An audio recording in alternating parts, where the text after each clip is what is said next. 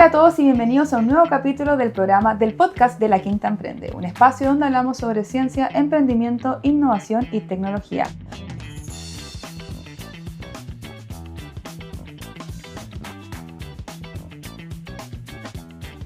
Hoy nos acompaña Diego Rosas, cofundador de Code Soluciones. Es ingeniero informático con más de una década de experiencia. Ha dedicado su carrera al desarrollo de soluciones tecnológicas y al impulso del ecosistema emprendedor. También está junto a nosotros Alejandro Martínez, Country Manager en Chile de una empresa estadounidense de ciberseguridad. Es ingeniero civil industrial con amplia experiencia en innovación, emprendimiento e inversión. ¿Cómo están, chicos? Muchas gracias por estar con nosotros. Hola, gracias por la invitación. Chicos, para empezar, primero, antes de abordarnos a todo lo que ustedes trabajan, me gustaría ir a la parte más esencial. ¿Qué es lo que les mueve en trabajar en este mundo digital? Diego. Perfecto.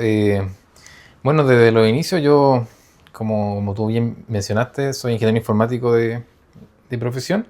Y desde ahí, junto a mi hermano y Carlos, que es un amigo, que éramos todos compañeros de curso, emprendimos el desafío de levantar una empresa de nuestra área, que es la parte informática, la parte de tecnología.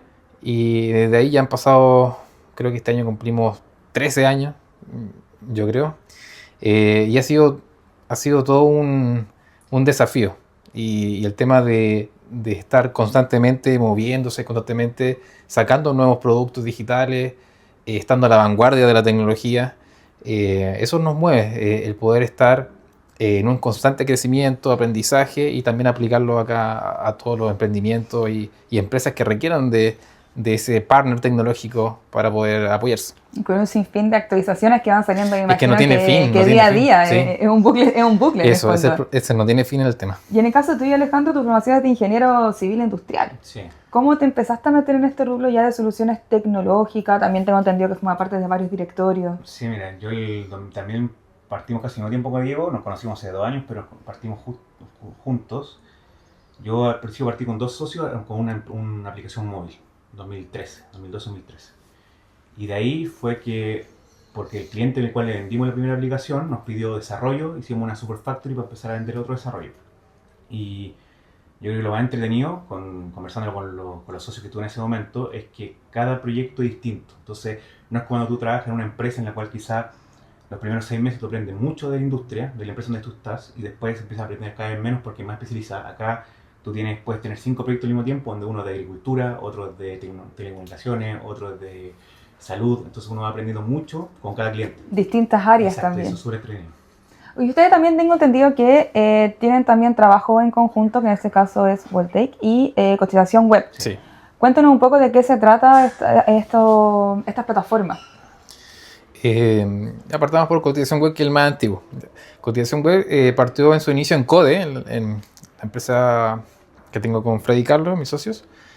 Y lo curioso de ese proyecto es que partió como internamente como una propuesta de algo que no existía. Entonces, ¿qué pasaba? Que nosotros necesitamos un software porque estamos aburridos de hacer las cotizaciones en Excel, en Word, en PowerPoint y poder darle un seguimiento a todo esto y un formato.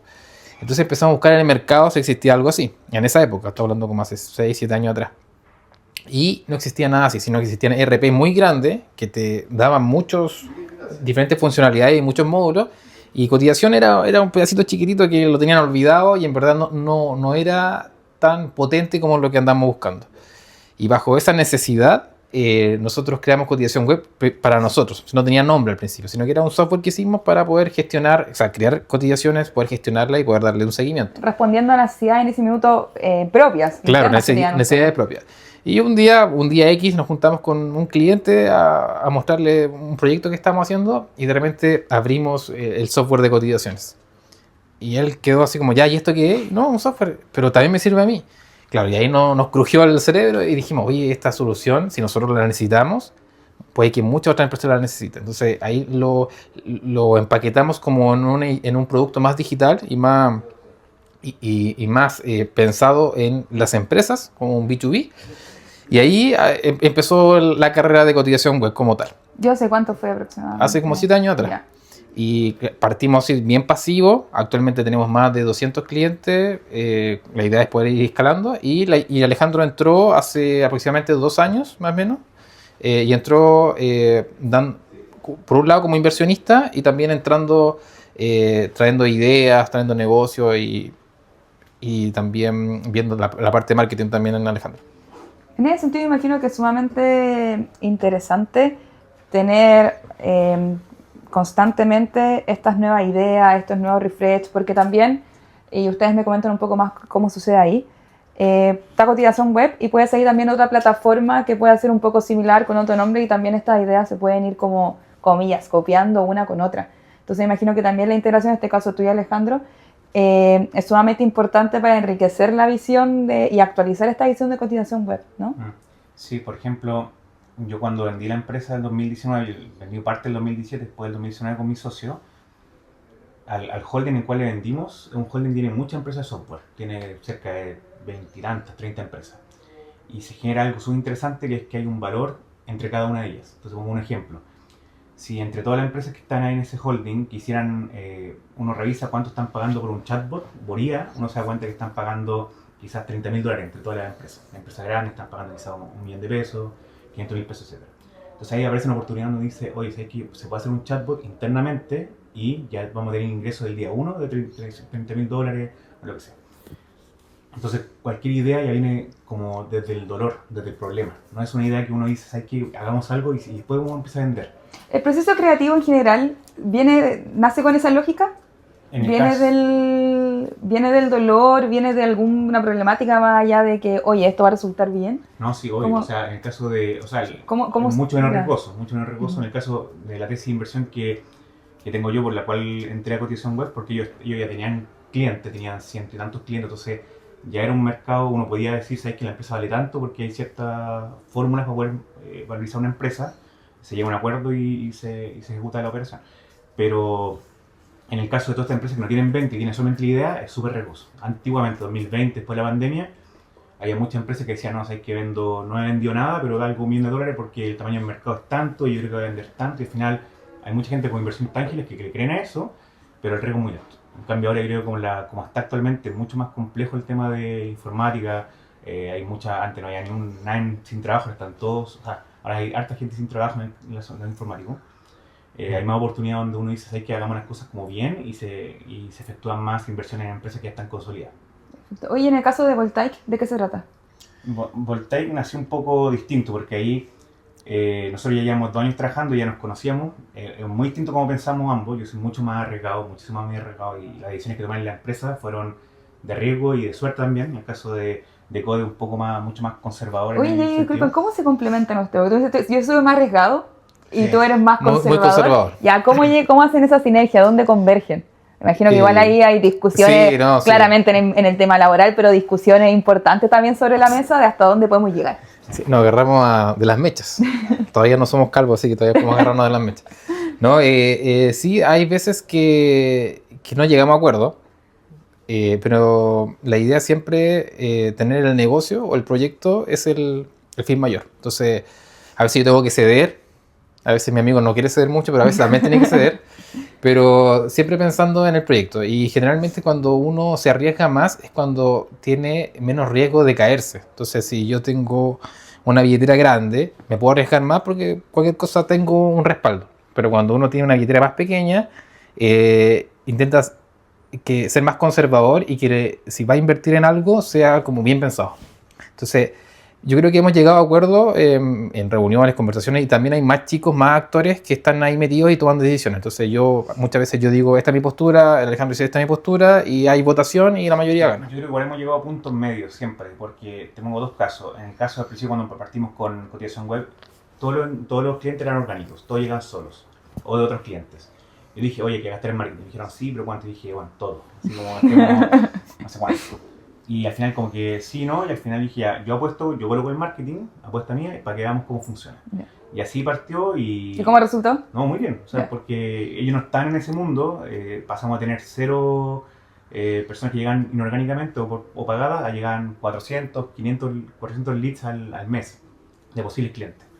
Y obviamente siguen con conversiones. Entonces, esos mismos números de crecimiento que implica que aumentó, tenemos súper bien calculado el ROI, el lifetime value, distintos indicadores que después pudimos presentar a otro inversionista que se unió después.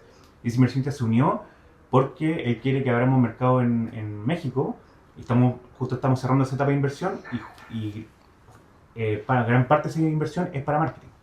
Porque uno se va a dar cuenta que con ciertos KPI uno puede decir, oye, ¿sabes qué? Estoy gastando tanta plata mensualmente y cada conversión me está saliendo, no sé, $50. Pero yo sé que ese cliente que me salió $50 convertirlo, va a dejar el futuro $400 en la plataforma.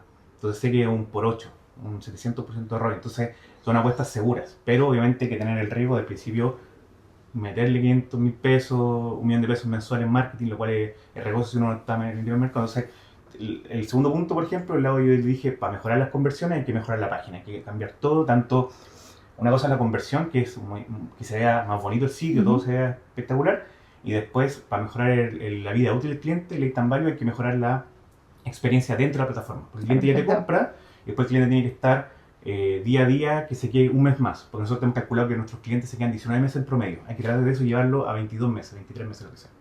Y para eso tiene que mejorar la experiencia. Y eso implica hacer muchas cosas. Entonces yo dije, oye, hay que hacer todo. Me dijeron, sí, pero de a poco. Entonces al final, en vez de hacerlo todo de una, fuimos con un diseñador que contratamos, empezó de a poco, que tenía mucha experiencia en diseño porque ya trabajó conmigo 10 años, ir haciendo módulos, haciendo la web, haciendo la marca de nuevo, haciendo la web, no hacer todo de una. Podríamos haber hecho todo en 3 meses, pues nos demoramos quizás un año, pero fuimos variando. Entonces, igual muchas veces llegamos a un punto... Es como midiendo ese riesgo. Testeando. Sí. Claro, testeando. Y en ese sentido, bajo esta misma lógica del riesgo, y los años de experiencia que también ustedes tienen, que como hablamos también es súper dinámico, ¿hay alguna lección, alguna caída que ustedes recuerden, que hayan dicho como, oye, ¿sabéis que ya por aquí esto no sirve? No creo que lo vuelva a hacer en algún proyecto. Sí, tengo hartas caídas. Sí, bueno, una caída que fue yo creo que la que nos dolió más como empresa es que nosotros nos propusieron entrar a un proyecto de un software para la construcción, que estaba muy bueno, o sea, la idea era muy buena, la solución que tenían estaba bien a la vanguardia con los años que está, porque no existía la IA todavía, sino que estábamos en otra época de la parte informática.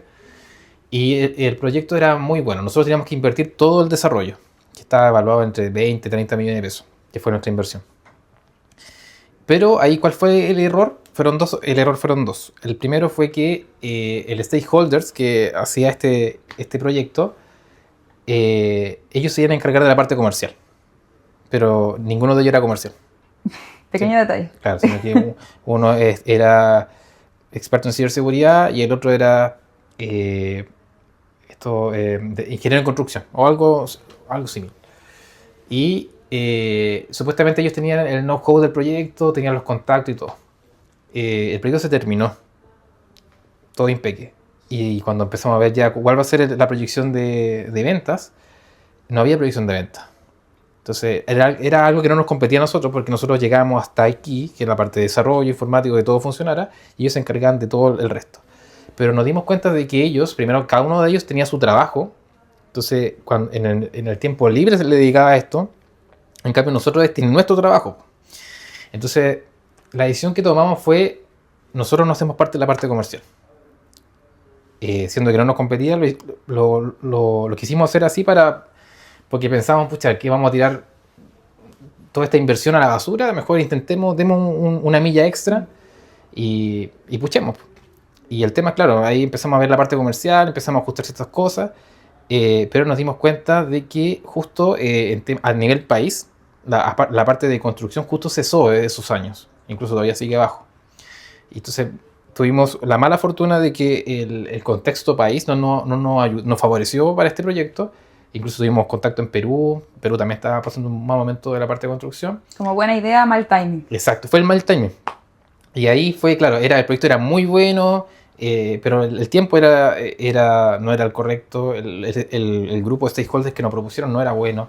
Entonces, claro, de ahí tuvimos que dejarlo ir. Es difícil dejar ir un proyecto así, porque tú le ves potencial, pero no se puede vender. ¿Tiene el caso tuyo, Alejandro? Yo creo que, a ver, me pasó que tuve, como te decía, aparte de ser muy arriesgado con mi socio, éramos dos muy arriesgados ambos. Trabajamos mucho, nos pasó que tuvimos también buena suerte, que fueron pequeños momentos que uno mira para atrás y parece mentira las cosas que pasaron. Pero lo que creo que nos jugó más en contra, aparte obviamente muchos proyectos que quedaron votados, es que nosotros siempre queríamos tener una empresa muy grande. Entonces, más allá de la facturación, queríamos una empresa muy, muy grande. Entonces, en pandemia en desarrolladores teníamos 60 desarrolladores en pandemia, ante pandemia, y después de pandemia llegamos a 130. Una locura. Cambiamos oficina, tuvimos que remodelar en pandemia, todo el tema. Y en verdad nosotros lo que queríamos era tener como más gente. O sea, queríamos llegar a 500 personas. Era una locura lo que queríamos. Y no tanto por el tema de las lucas, sino por un tema Por ver crecer la empresa. Exacto. Ya. Entonces, te juegan dos cosas en contra ahí. Un tema de que tú no quieres echar gente, me pasa que no quería echar a nadie, y lo que más me costaba en el momento, porque echar a alguien implicaba como perder. Como que uno estaba, si se me da un proyecto, en vez de estar buscando, en vez de echar a la gente un proyecto, que es lo que normalmente la empresa de software hace, la Software Factory, lo que iba a hacer era buscar más proyectos. Ya. Entonces implica meterle más fuerza a la parte comercial para poder vender más. Y eso obviamente gasta muchísimo. Y aparte, el otro, yo creo que el problema que va ligado a esto es que tú no tienes como, por ejemplo, tengo el caso de cuando ya son más de 100 personas. Nuestra empresa ya no era nuestra, era un monstruo que se mantenía solo. O sea, era una empresa que mensualmente sería mucho mantenerla. Entonces, nosotros cuando vendimos la empresa fue un alivio. Porque una empresa que nosotros decimos, si quiebra, nosotros quebramos con ella. O sea, podríamos tener una empresa y todo, pero una empresa muy grande. Entonces, cuando ya vendimos la empresa, nosotros fue como un alivio, fue como que ya no nos desligamos de lo que le pase, podemos trabajar como más tranquilo en el sentido de no tener que quedar con esa deuda o si es que llega a pasar algo. Bueno, siempre también, como tú comentabas, que tú eres riesgoso y tu socio ahí también lo era, al final también juega un arma de doble filo en el fondo. Sí, pero también tuvimos suerte, porque yo creo que la suerte no es que aparezca, sino que uno tiene que lograr generar ese momento. Nosotros crecimos mucho, se piensa que nosotros no teníamos ni una experiencia de empresa. Nosotros salimos de la universidad, 2013, fundamos la empresa y llegamos a tener más de 100 personas y nos sabíamos muchas cosas, aprendimos a la mala. O sea, temas contables, temas de recursos humanos, etcétera, fueron prueba de error. O sea, gracias a cuando el holding nos compró, estuvimos muchos años con el holding y estuvimos aprendiendo mucho, directores, finanzas, etcétera. Pero hasta ese punto tuvimos muchas cosas que hicimos bien y las cosas que hicimos mal no fueron tan graves. Tan graves, perfecto. Bueno, chicos, muchas gracias. Les pido que se quede conmigo. Nosotros vamos a una pequeña pausa y ya volvemos para nuestro segundo bloque. En el corazón de Reñaca y frente al mar hay un lugar que es más que un centro comercial. Es un punto de encuentro para quienes disfrutan la vida. Saborea la tradición italiana en Trattoria San Marco. Descubre los sabores chilenos en los sándwiches y platos de maestría. Disfruta tu café de cada día en Starbucks. Date un gusto con los sabores frescos y crujientes de Churros Café. O sorpréndete con la mezcla única de Sushi Burger Home.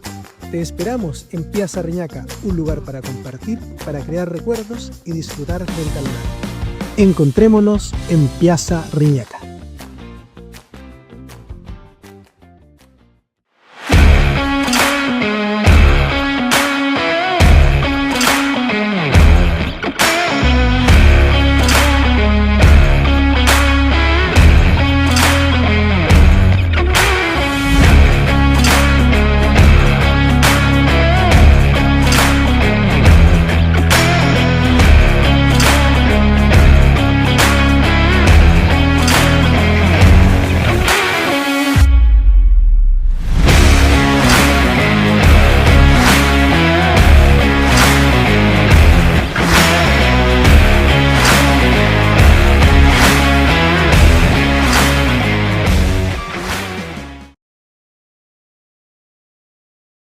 Estamos de vuelta en el segundo bloque junto a Diego y Alejandro. Y ahora, chicos, los quiero llevar a una visión un poquito más externa y que analicemos un poco el panorama que tenemos en la región de Valparaíso en estos temas.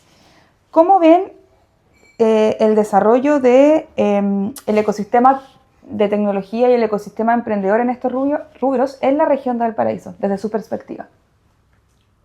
Mira, desde mi punto de vista, el mayor problema de Valparaíso es que muchas empresas empiezan muy local. Entonces, a mí me pasaba que yo tenía gente acá en Valparaíso, tenía que tener sueldos que se han competido con Santiago, porque en tema informático se te pueden ir a cualquier parte. Pueden trabajar en pandemia, pueden trabajar remotos para el día, para Estados Unidos. Todavía hay muchos que están trabajando como contractors para Estados Unidos. Bueno, que también este tipo de profesiones también se presta mucho para el teletrabajo. Sí. Pero en el caso mío particular, como yo tenía que pagar esos sueldos, tenía que cobrar obviamente para poder pagar el sueldo. Entonces, yo diría que el 99% de los clientes eran de Santiago. Entonces eso genera que obviamente, si bien intento que el profesional sea de Viña del Mar, que se quede en la quinta región, la oportunidad está en Santiago, o sea, es complejo. Indudablemente el sistema te lleva allá. Sí, obvio, todo. Ahora igual encuentro que es súper, a mí no me gusta mucho Santiago en el ámbito de muchas cosas, pero tampoco me gusta esto. Yo creo que, es más, yo con cabros que trabajan conmigo, después cuando yo los escuchaba, estuvieron conmigo 5 años, 6 años, y les gustaba la empresa y se iban para Santiago, yo siempre lo nombraba como mercenarios, porque después se cambiaban cada 6 meses de vega. Increíble, o sea, le ofrecían 100.000 pesos más y se cambiaban de vega. O sea, no tenían ni un apego con lo que hacían.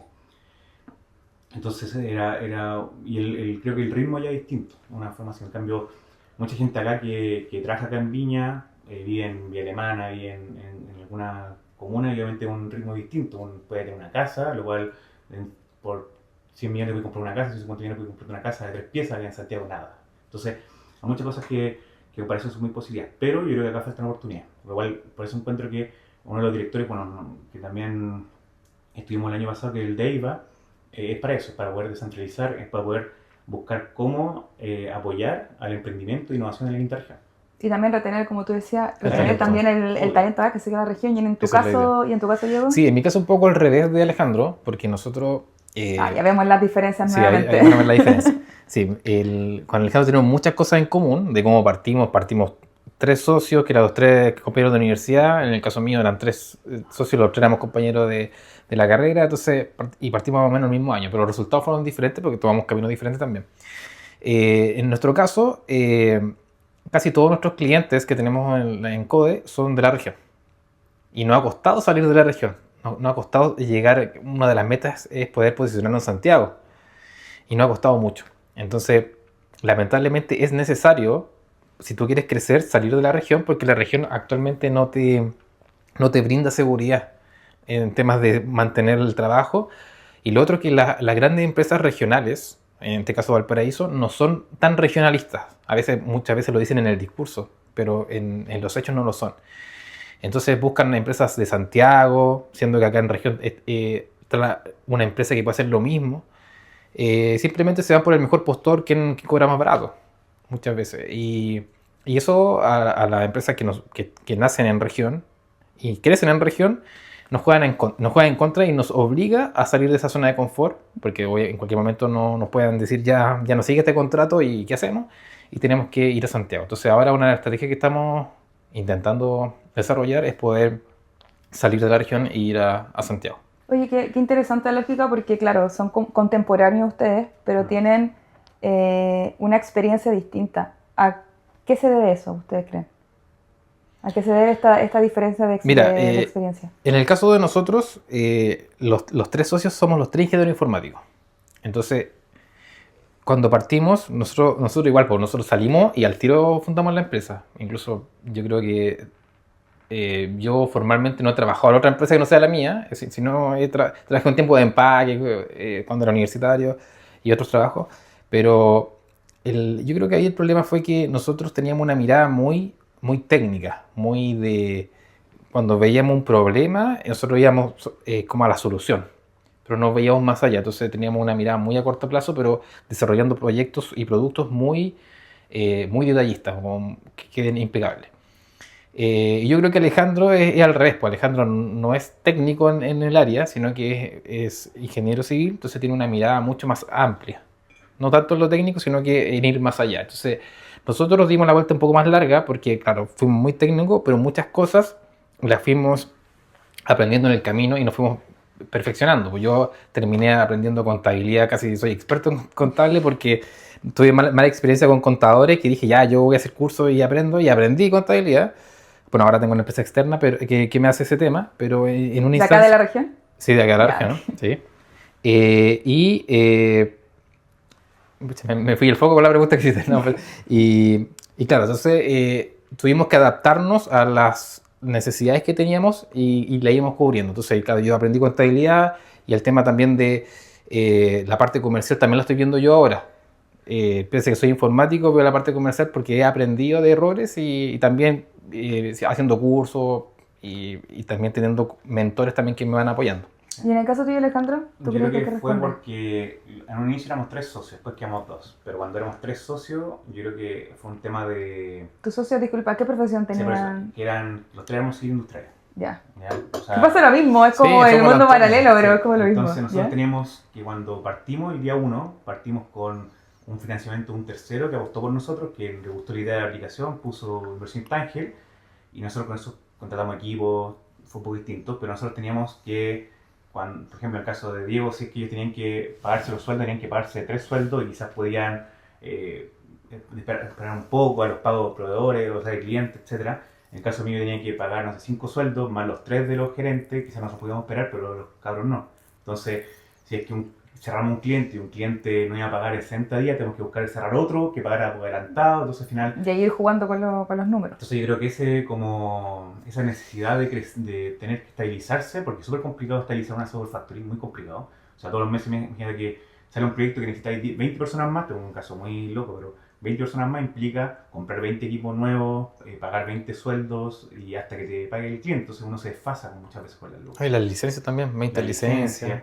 Entonces, por eso en el caso mío fue que era algo muy interesante comparar porque invertí en cotización web y porque cuando nos conocimos fue como buen feeling, fue porque yo partí por un producto que al final se reformó en Super Factory porque yo vi que había buenas lucas, empezamos a crecer en Super Factory y después tratamos de volver a productos, porque en un producto tú puedes tener 20 personas contratadas y puedes facturar lo que quieras. Y si te va mal, puedes bajar en gente y el producto sigue funcionando. En Super Factory tú vendes, es feo, pero tú vendes HH, hora hombre. Entonces, si tú quieres vender más, tienes que contratar más gente. Entonces, no es escalable, o sea, no es escalable. Es un producto, un software as a service, un SaaS, es escalable. Entonces, cuando conocí a Diego, a Code, me di cuenta que era una empresa que no era tan grande, pero ya tenían productos, tenían 3 productos. Entonces, su visión, dije, oye, ¿sabes que lo están haciendo bien? Quizás partieron más lento, pero llegaron al mismo punto que llegué yo en el final, pero tienen un cómputo muy distinto. Yo tenía 90% de mi facturación era HH, 10% era producto. El de él estaba quizá mitad y mitad. Entonces dijo que hay una opción para poder hacer más productos y más baratos y todo. Entonces al final, como ese fue como el feeling que tuvimos al principio. Y de ahí nace el otro producto que estamos viendo que es Voltec, que fue como donde un tercero, otra empresa, yo me junté con ellos, que también son parte de la Cámara de Comercio, me contaron su idea, que ellos siempre han querido meterse en la parte de informática porque ellos tienen muchos procesos que se pueden automatizar.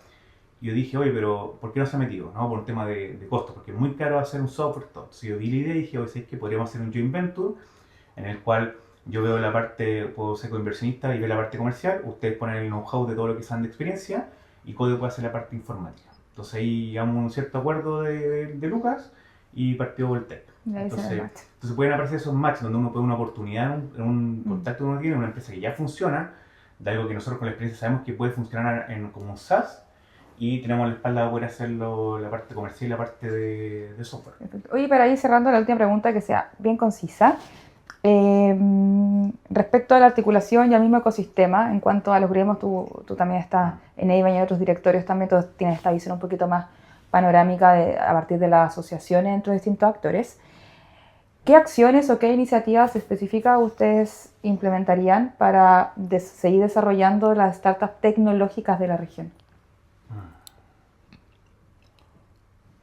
Una pregunta bien profunda. Bien profunda. Sí, Sí. media- O alguna, por ejemplo, que hayan visto que funciona en otros países también, que se pudiese eventualmente adaptar y flexibilizar Sí, acá en la región. Yo creo que hay un tema de impositivo que es súper importante, que pasa, por ejemplo, en Estados Unidos, que si tú quieres hacer que un polo tecnológico crezca aceleradamente, tienes que tomar algunas decisiones que va con un tema de ley. Tengo un caso, un caso. El tema del parque automotriz, de todo el tema del auto eléctrico. En Estados Unidos, en Europa está lleno de auto eléctrico, en China casi, no sé, andar 80% del parque automotriz eléctrico.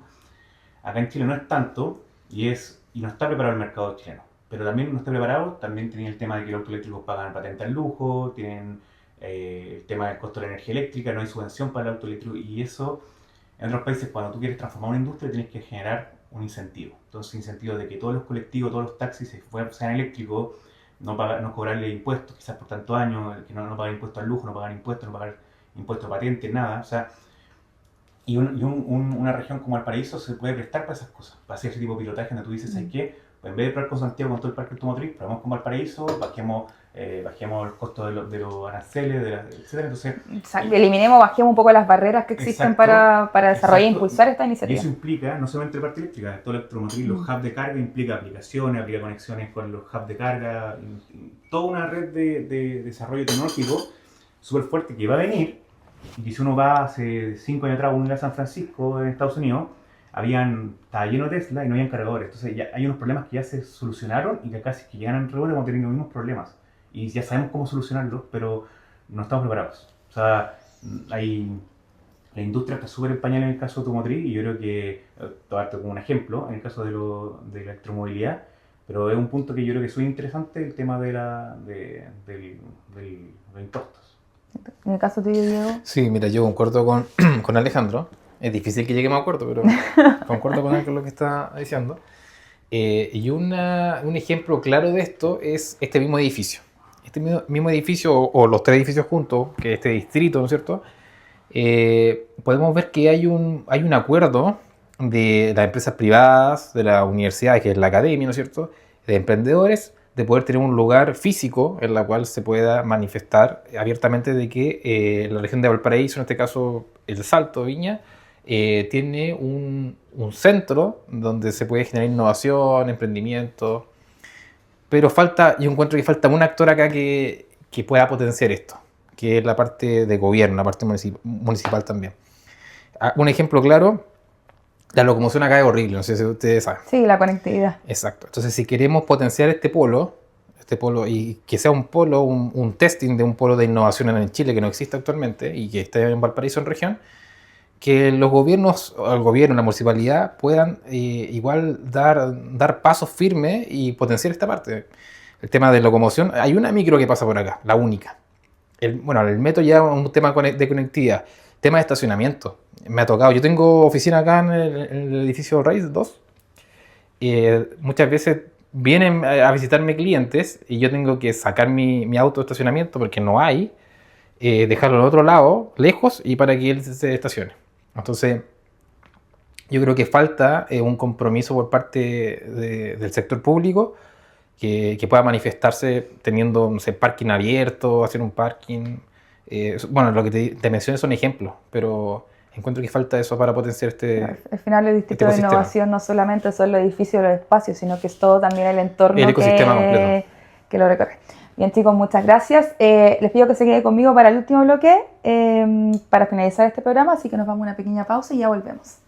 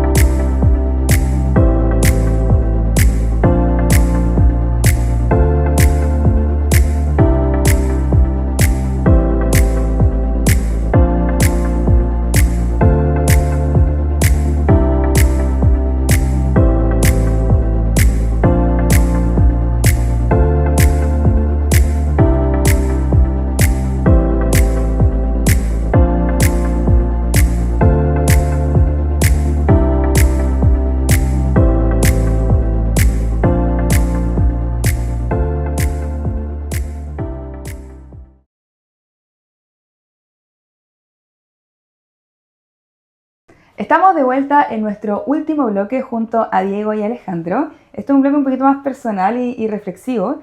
Y me gustaría empezar preguntando cómo se conocieron. Aquí tenemos como mundos paralelos entre Diego y Alejandro que convergen ahora, pero ¿cuál fue su primer acercamiento? Bueno, aquí con la respuesta vamos a ver que es importante el ecosistema y tener estas organizaciones e iniciativas. Pero nosotros nos conocimos en EIVA. ¿Ya? ¿Hace cuánto? Hace como 2 años, Un poquito más. Sí. casi 3 años. Los dos éramos directores de EIVA, cada uno con su empresa. Darle con Tai con Jumpy en ese tiempo y yo con Code. Y empezamos a ir a los directorios, conversar y en ese transcurso de tiempo yo saludé a una persona que estaba al lado del Ale. Yo lo saludaba normal, ¿no? Y justo el Ale me escuchó que yo tenía una empresa de desarrollo de software. Y ahí el Ale se interesó porque no estaba en el radar de él y tampoco estaba en mi radar. Así que ahí se empezó a hacer como el match. Después el Ale me invitó a su oficina, estuvimos conversando. Yo le invité a la mía y después se dieron todas las cosas hicimos como match y tuvimos la sinergia de tener como un proyecto en conjunto. ¿Tomaste el riesgo? Sí. Porque Alejandro ya lo había tomado. Sí, ya estaba tomado el riesgo. Me costó, pero ahí me solté.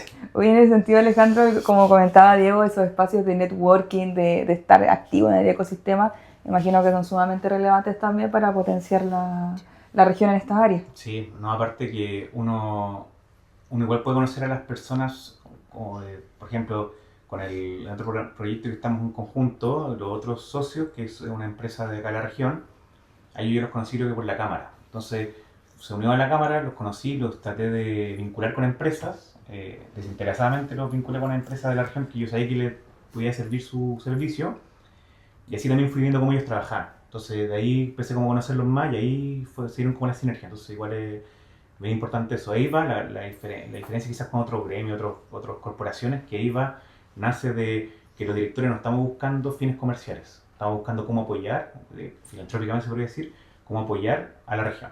Por un bien común. Exacto, exacto. Entonces, todos los directores estamos en la misma parada de apoyar a la región. Entonces, de ahí cuando uno busca sinergias, como para ver cómo apoyarse entre nosotros, no algo de yo venderle algo a otro socio o a otro director de EIVA. Y después de todos estos años de experiencia que han tenido trabajo en solitario, en conjunto, han cambiado los socios, han caído proyectos, nuevos proyectos. Si tuvieran que volver al día 1, a ese primer proyecto que ustedes estaban ejecutando, ¿qué consejo le pudiesen dar a ese Alejandro y a ese Diego?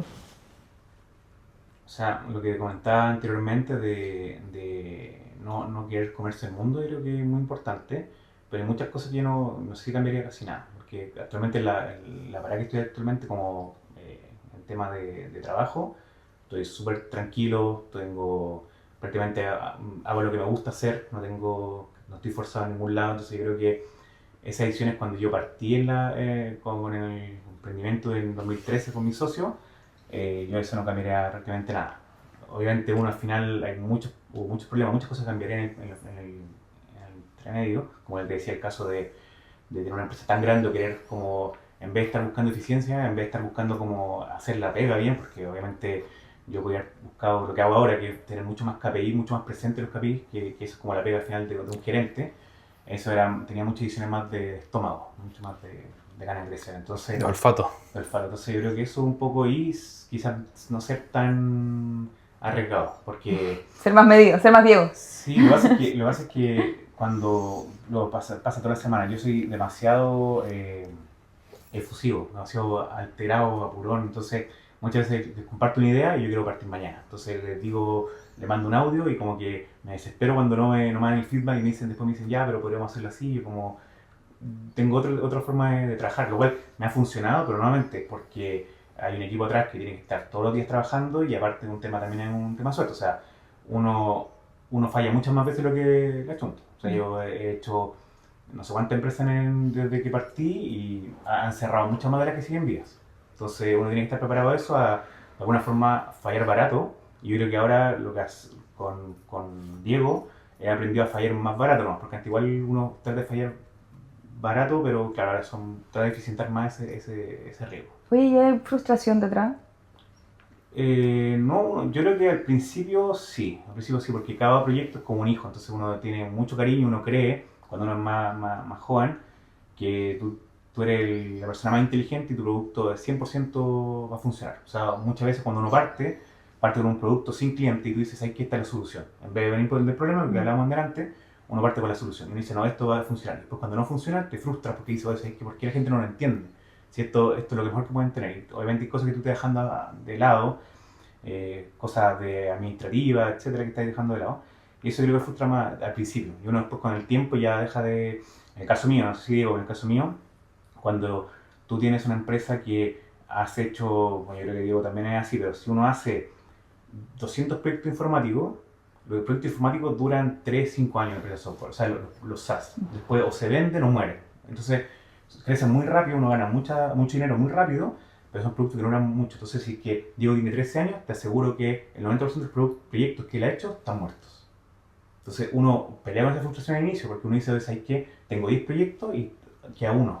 Para cliente, o sea, el cliente me pagó por hacer algo, puede ser un cliente grande y lo está ocupando y después de 2 años lo desechó porque hizo otro producto. Claro. Entonces, esa frustración de, sobre todo para el informático, que el informático dice, ¿sabes qué? Todo lo que yo he hecho no existe. Pero al final tiene un ciclo de vida que es corto, uno pudiese pensar que es corto. Es súper corto, pero igual eso uno se acostumbra como a no frustrarse y ver que al final cualquier problema es solucionable. O sea, se te puede ir una persona que era el más importante del proyecto el día antes de la entrega y ya no ha pasado eso y ahí todo ya se soluciona. Entonces uno tiene un nivel de frustración súper bajo. Sí. Y en el caso tuyo, Diego, ¿qué te dirías? Sí, mira, estaba pensando, meditando ahí.